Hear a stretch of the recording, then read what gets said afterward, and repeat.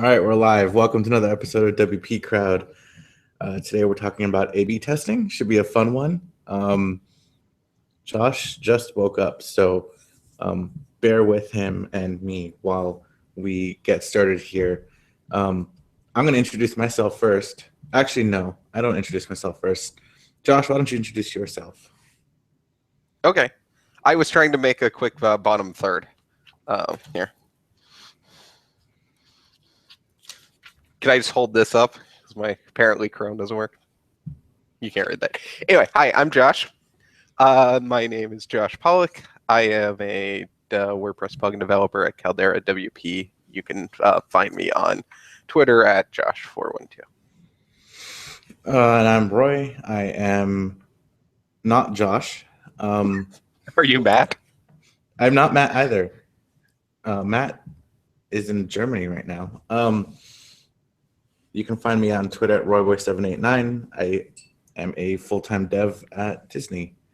All right, so today we are talking about A/B testing. I think a lot of people have kind of a misconception about it being something either only very, very like high-end websites or massively trafficked websites need. But we're here to say that I think almost any website theoretically could do A/B testing, and you could actually see some gains out of it.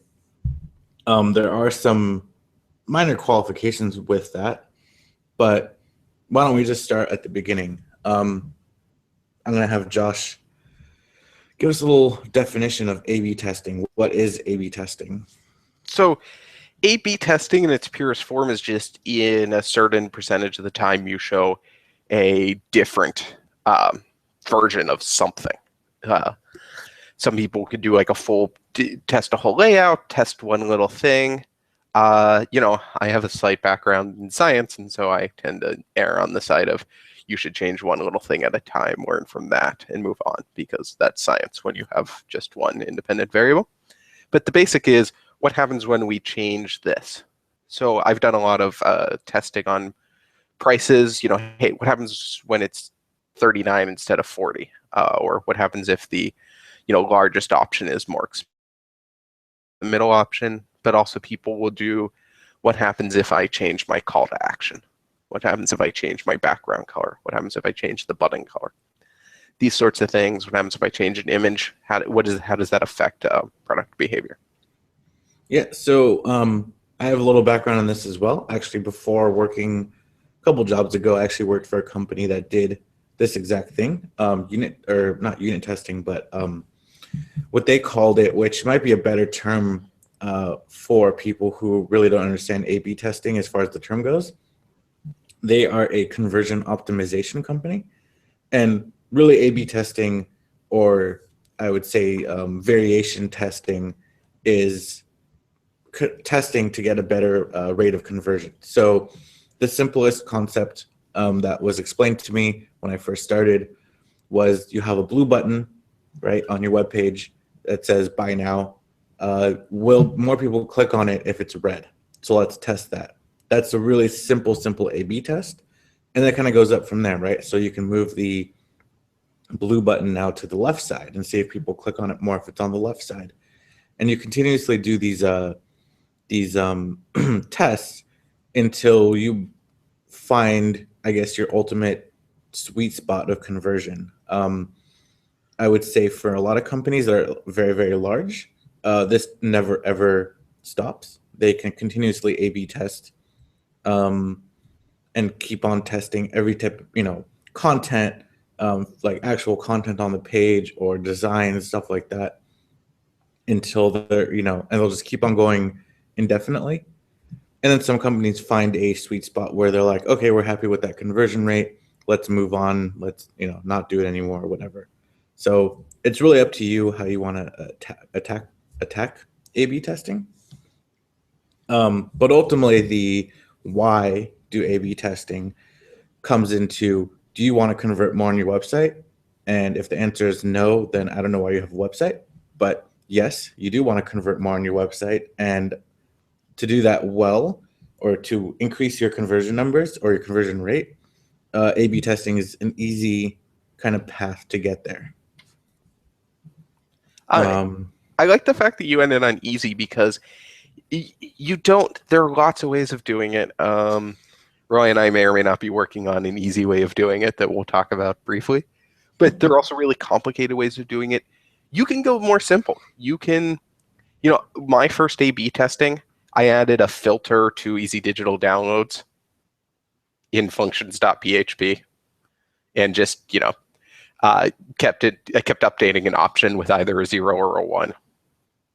That was my A/B test. It wasn't particularly scientific. I didn't have a ton of traffic at the time, but it helped me figure it out. And this doesn't have to be overly complicated, but you learn something. Even if it's not the best science, you do start to learn things. And I think that's important because we get hired because we think that we're good at something, and we probably are, but that doesn't mean that we're perfect and we know everything. And it's important, I think, as web developers to use testing to check ourselves. In the same way that we say use unit testing of, hey, I think that code works, let's find out. I think it's important to test and find out whether or not we're right because, we're not most of the time. Testing is important, and testing, A/B testing or variation testing really comes into play with UX as well. Like you can have a very good user experience as far as your visitors go, and you might be very honed into who's coming to your website. But sometimes the littlest change that you might not know exists, or littlest change that you might not even think is large enough to merit a change in conversion rate, will actually make you convert more or less on a given page. So, I've done tests in the past where it's not moving it from, let's say, the right side of the page to the left side of the page, but moving it up the page like 5 pixels, which again, not a huge difference, and most people probably don't even notice it. But I think it was, in the end, it was like on certain devices, the button was now a little more legible or something like. There was some explanation based on screen size that we weren't taking into account, caused more conversions. So sometimes it's a little thing. Sometimes it's the content itself. You might want to test adding more content or removing content from a page.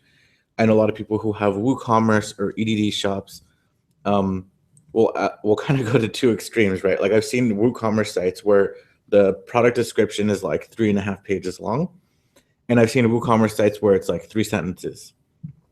You might want to A/B test against that. Maybe there's some happy medium where you have 2 paragraphs of content converts better on a certain product, and then maybe 3 sentence works better on another group of products. Again, this is where A/B testing really comes in handy, because what might work for one category of products might not work for another category of products. So you might need to change your template up based on category structure. So,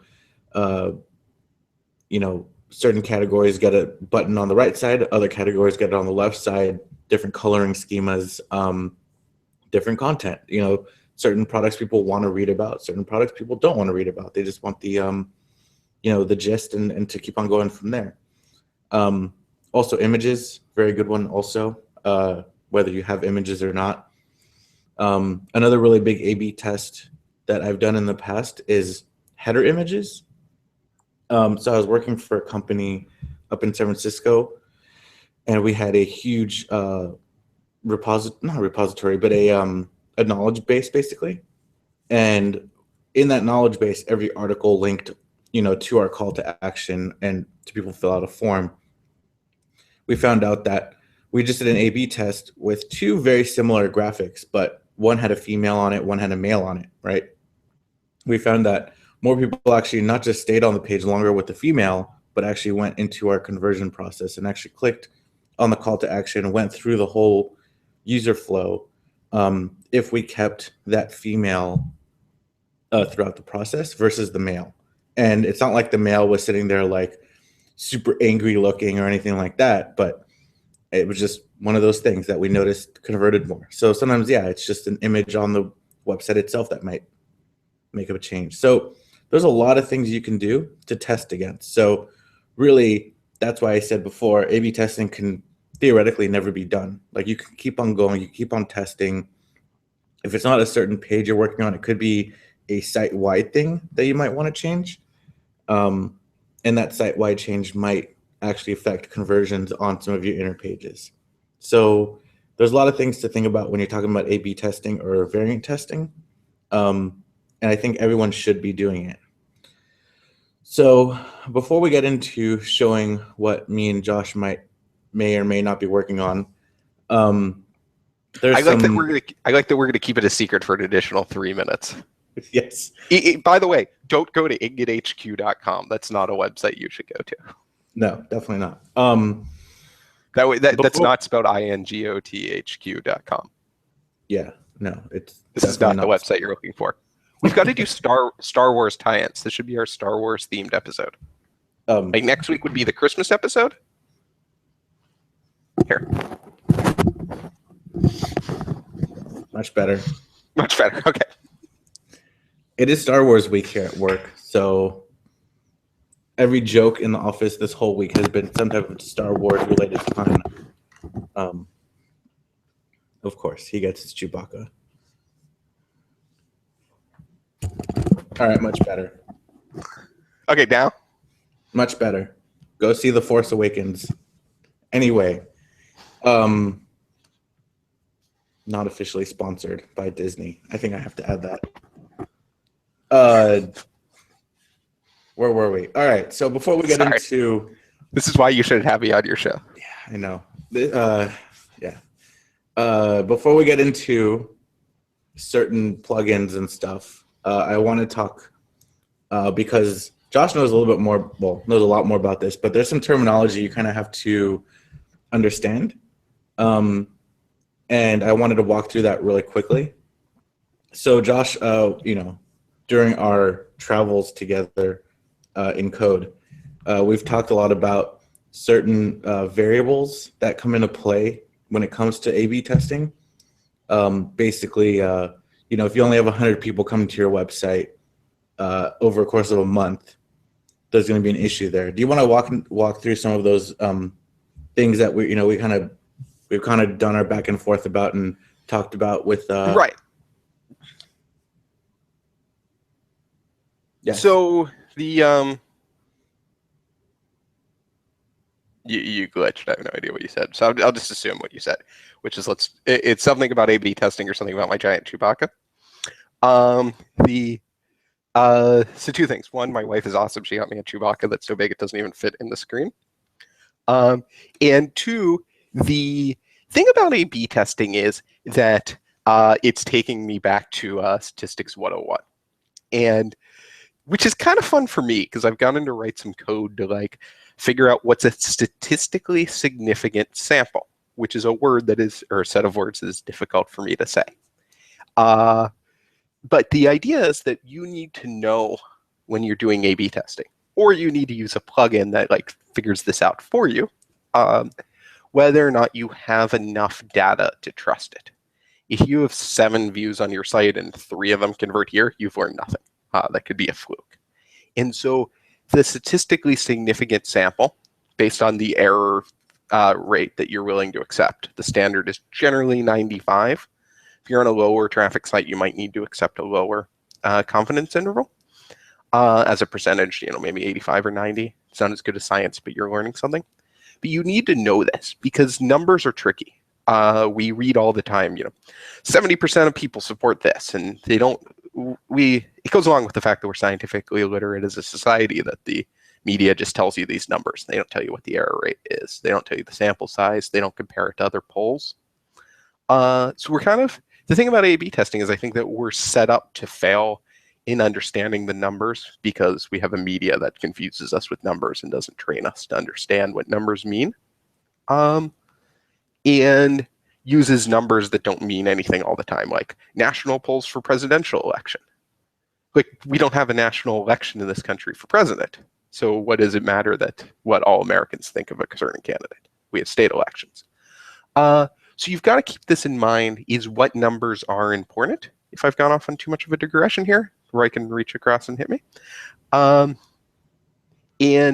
but knowing the statistical significance of your number and knowing what kind of confidence you're willing to accept. 95% is sort of the gold standard. Sometimes on lower traffic sites, you have to use like 85 or 90 to make the numbers work, or you'll never be able to get any conclusion. So if a site has, let's say, 100 visitors a day, which some websites don't even get that, but let's say you got 100 unique visitors a day, is there a possibility to do A/B testing at that point? Like, is there some, like, if you're doing a 50-50 at random test, saying they're either going to see a blue button or a red button, and that's it, and you're checking that conversion rate off of 100 people, is there really, like, is that statistically significant enough to say, okay, the red button is now converting better? Yeah, no, and even if you can make the math work, you also need to know that you have no confidence in what you're saying.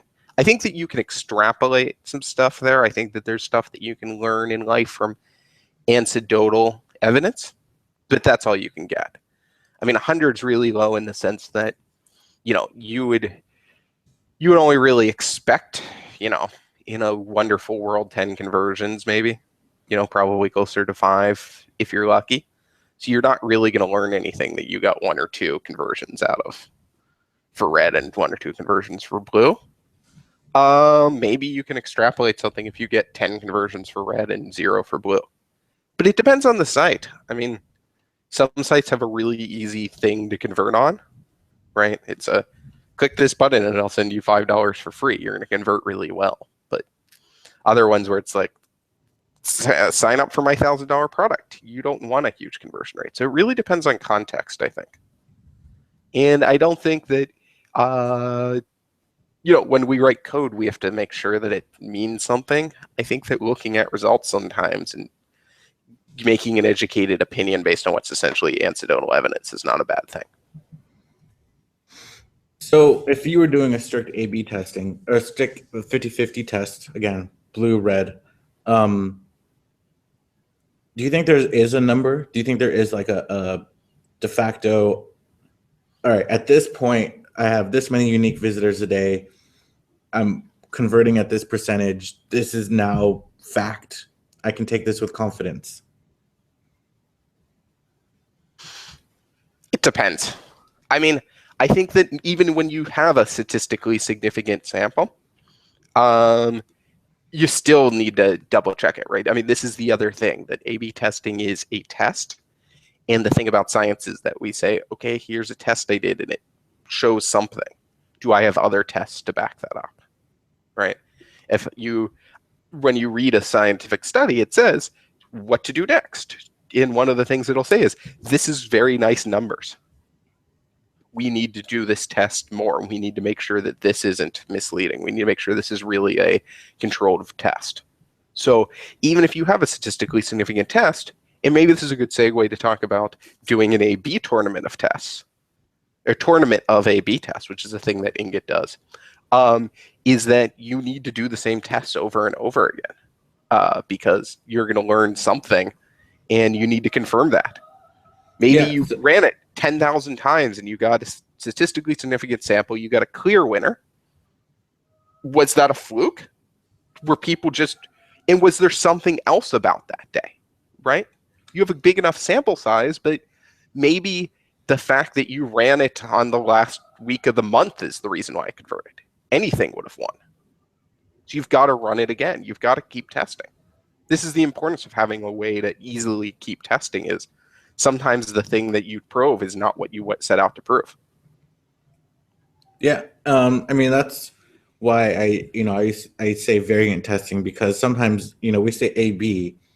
A lot of, let's say, corporate level, enterprise level optimization experts tend to have more than just A/B testing, like ABC testing or AB, basically X amount of variations. So if A is your site right now, red or blue button, B is red button, you might want to test in the same, basically the same major test, a sequence where it's a green button and a purple button and all of those will test against your red or your default blue.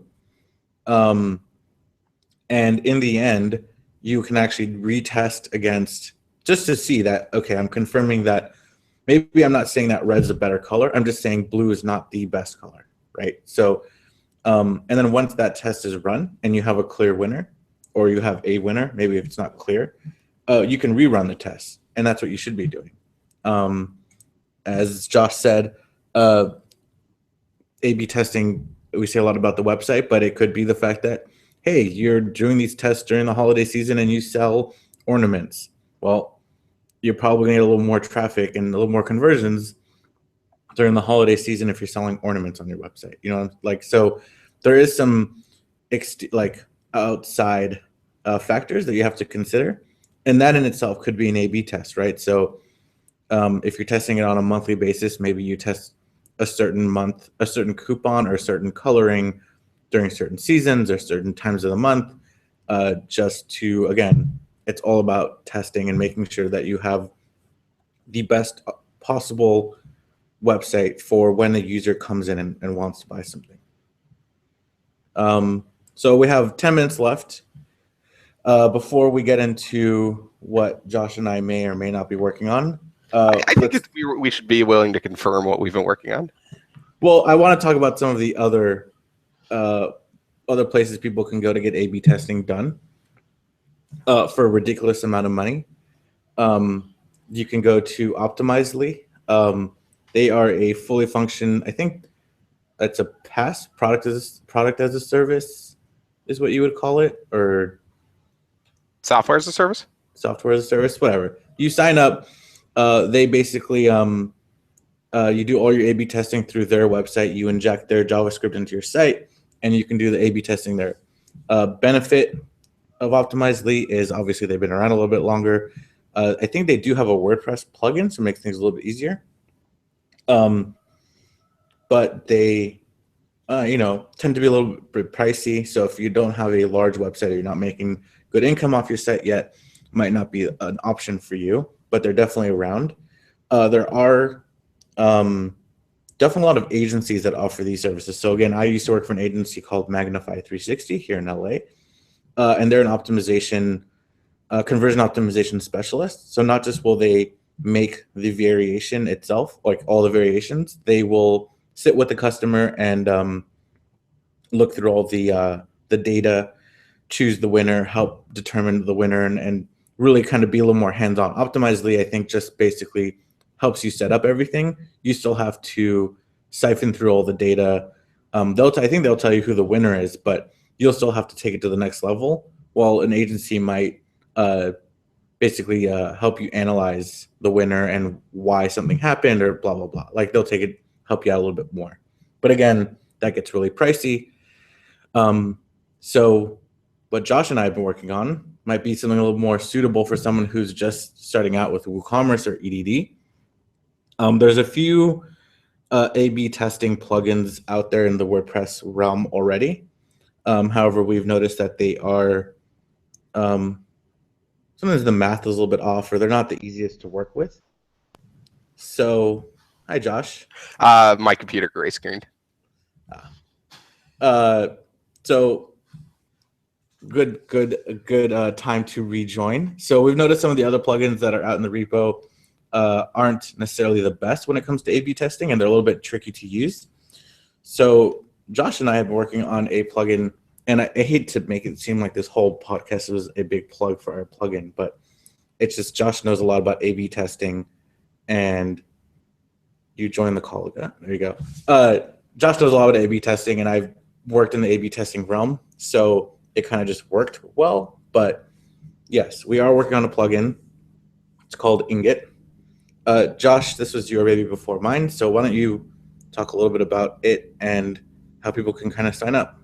Right. So we can even tie this into last week in when we were talking about learning JavaScript. One of the ways I've been learning JavaScript is by building a single page web app in the admin using the REST API with help from Roy. That makes it really easy to set up A/B tests in WordPress. So I'm that kind of nerd that I got annoyed with there not being an easy way to do A/B testing. So I spent a few hundred hours making a really easy way to do A/B testing. It takes a couple minutes to set up, say, a call to action test. Go in, say, I want to make a button, I want it to be red, I want it to be blue, I want it to be green, I want it to be yellow, and test that all out. And then you just drop shortcode into your site.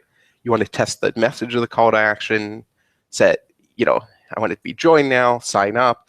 Hey, don't forget to be a part of this, become a part of this. Hey, don't be a jerk, something subtle. Hey, please join us. And see, there's your 7 tests, and that's it. You're done. You put that short code in the page, and every time it runs, we track whether or not which one it went, what happened, and we also every time there's a click, we track who clicked, where did the click come from, what was the referral, if you're doing any, how did the traffic get there, if you're doing any sort of pay-per-click campaign, you have those UTM tags, we track those.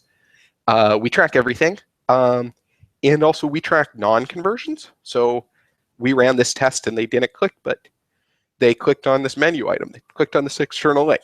It's interesting information. So it's a tournament of A/B tests. It's A versus B, and then winner versus C, and winner versus D. And then we will go back and rerun the ones that, maybe. We can knock out the ones that we have clear statistical sample and that one wasn't good. But the great thing is that it's really easy to use, mainly thanks to Roy. And there's no math, no analysis. Roy built some graphs so you can see what's going on. But in the end, we do the math for you. We do the analysis. If you need all the graphs in the world, go use Google Analytics. It's still there for you. But this is a really simple way to learn, do your call to actions work? Do your colors work? Do your prices with EDD and WooCommerce work? We can do price variations as well. So it's a really simple plugin. And I think Roy wants to tell you about how you can try it for free today. Yeah, before I do that, I feel like I'd be totally missing a segment if I didn't say you can use Google Analytics also to do A/B testing. I think they call it experiments. Content experiments. Content experiments. I've actually tried using them before, and they're actually surprisingly hard to set up. Like, I was just like, I don't know. It's been a while since I tried it. I think I tried it right when they started, right when they kind of brought it out. But I found it kind of tricky to use, especially when you're not. I think the way they had it was like mainly like, hey, when they go to this page or this page. So it was mainly like page testing. And then like each page would have to then load. Like, so let's say you're going red, blue button, red button. You'd have to have 2 pages, and then each one set up and then with the right coloring. Versus with with our plugin Inget, you can just have a short code which just has both, and then it just displays the right one. Right. I think the difference is, there are plenty of services out there that are designed for high-end web developers who are comfortable writing this kind of JavaScript, setting up their website to do this stuff custom. That's great. I could do that stuff. I don't have time for that stuff. Yeah. So I want to do it simply in the WordPress dashboard. I just want it to be a part of my WordPress, and I want to own that content myself. I want that sitting in my database so I can do my own math on it. But also I realize that there are a lot of people out there who they don't know how to do that. They're not going to learn how to do that. They're not going to pay somebody hundreds, thousands of dollars to set that up, plus the service fees. So I really like and this is the thing that WordPress does, is it takes stuff that used to be really complicated and makes it simpler and accessible to more people. That's sort of the really cool thing about WordPress. And so I'm excited by that. I'm excited by offering that to people. And as beta testers, they can get it for free. Yeah, so to sign up for our beta test, go to Ingot HQ, that's INGOT HQ.com. sign up for our beta test. I think the code is VIP 100. You are correct, sir. And that will sign you up for our beta test. If you have any questions, post this podcast or you watching it on YouTube, feel free to message me or Josh directly. So I'm at RoyBoy789. Josh is at Josh412. And we will help you out. I would show you some of the UI of Ingot, but I will save that for another time because we're still working on it. Obviously, it's still in beta, so feel free to check it out. And if you have any questions, let me know. That's it for today. So thank you very much for joining us. I will see you guys next week. Actually, next week is the 23rd. We should do a Christmas episode. So we will maybe do a Christmas episode. This week, Star Wars. Next week, Christmas. The week after that, 2016. Yeah, 2016 themed. Yes. We should do We should do a 2050 themed one for the New Year's. Look to the future. Look to the future. All right, cool. Thank you guys again. I will see you guys next week.